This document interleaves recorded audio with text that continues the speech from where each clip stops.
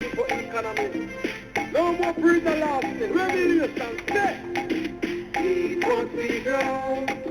Grow what we eat. This is good for our economy.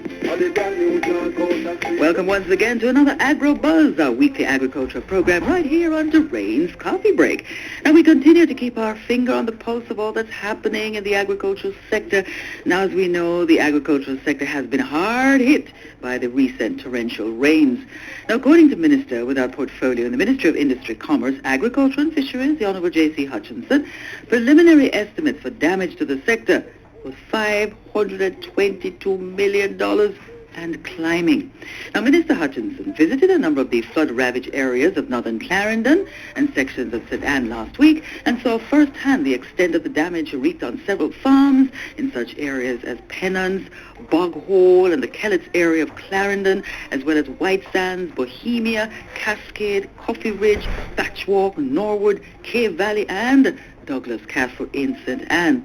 Now, Mr. Peter Thompson, CEO of the Rural Agricultural Development Authority, RADA, was also on those tours, and he's here with us this morning to tell us what he saw. Good morning to you, Mr. Peter Thompson. How is the morning? Good morning, Doreen, and good morning to your listeners. Right. So what did you see on the tour of the flood-damaged farms last week? Well, nothing short of catastrophe in those areas. And as you know, Douglas, Castle, Mason River, and surrounding areas are one of the major vegetable producing areas in this country. So we have seen the devastation. Wow. One of the things that we observe also is that many of the farm areas were totally submerged underwater. And farmers had to be using rafts, ship rafts from bamboo, as well as boats. To get across from one point to the other. Yes, and some other very interesting makeshift ways. Right. So this 522 million and counting, what extent and cost of the damage is it going towards? We see where it is climbing. I have crunching some numbers since yesterday, and that $522 million is in the 700 bracket. Right now, 700 million brackets. Wow! And part of what has caused this to happen is that some areas were inaccessible, and officers could not go into those areas to get an assessment of the damage. Okay. And of course, those crops, after the water has drawn to some extent from fields, then there were subsequent rains, which caused rot to crops. And of course, we have sustained also some damage to livestock. I understand that when we went into Mason River and Bog Hole area of Clarendon and southern St. Anne, we were told that some farm areas, the animals were totally submerged underwater. So the carcasses are still underwater. Oh dear. This is a concern now for the Ministry of Health. Yes. And I know there are Ministry of Health is in the area in Wales, doing mosquito problem and all of that. So I presume that they will, take a look at this.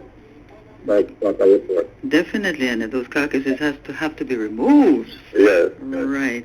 All right. Now we're very resilient, and our farmers are very resilient in putting their farms back together this time. How is that going right now in areas that it can happen? Well, some farmers are, picking up the pieces and going back into production. It is challenging, and we are offering some assistance. The ministry, Mr. Samoda, has give us some money to start the recovery effort. Yes.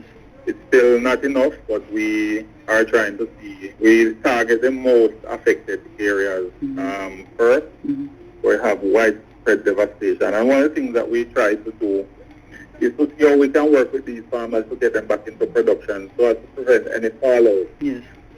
In terms of availability of vegetables on the market. Right. I have been to the Coronation Market 2 days ago, and I realized that the prices of vegetables and other agricultural produce is trending upward. Like scallion. Right. As a matter of fact, I saw scallion there selling for as high as $300 per pound. What? And we have to ensure that we get the stakeholder partners on board, yes, so that it can help us to get these farmers back into production. What about importing any of these produce? No, we're not looking at that right now. Okay. I mean, what we have, there are some areas that were not damaged to the extent that we saw up in northern Clarendon. Mm-hmm.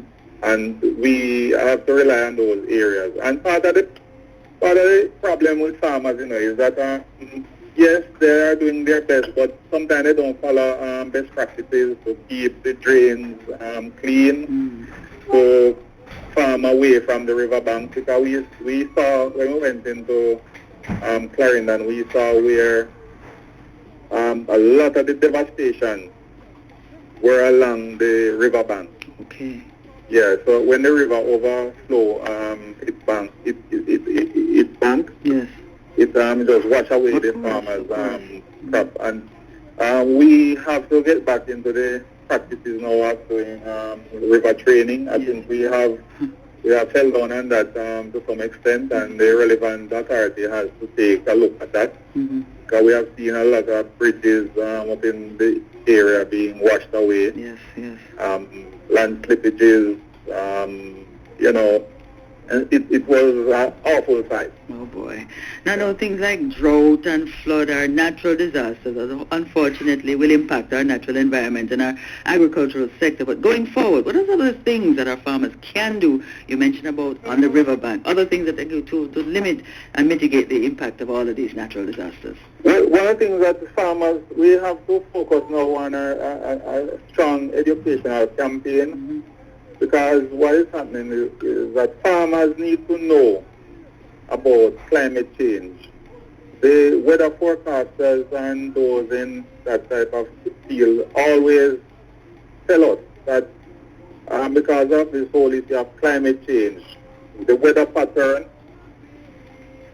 has changed significantly. So what you will have is when you have drought, it will be intense. When you have rain, it will be intense. Yes. So farmers have to learn how to cope.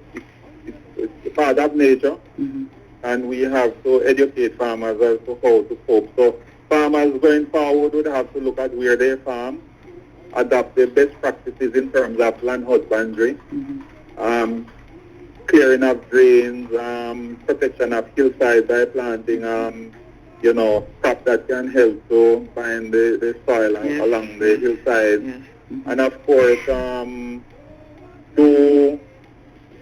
in some respects, you focus more on minimum tillage, where you don't clear all the vegetation at once in order to plant the crop. Okay. And of course, we also have to look at our approach in terms of how farmers manage their resources, their limited resources, in terms of addressing the whole issue of water harvesting. Yes, yes. That's very critical, and it's part of the whole management of the farm, so that you can have storage facility established in your property, so that during the time of drought, you will have adequate water. Definitely. And boy, we have enough water to store right now, eh? Yes, and of course, we also have to look at tolerant varieties, varieties that can withstand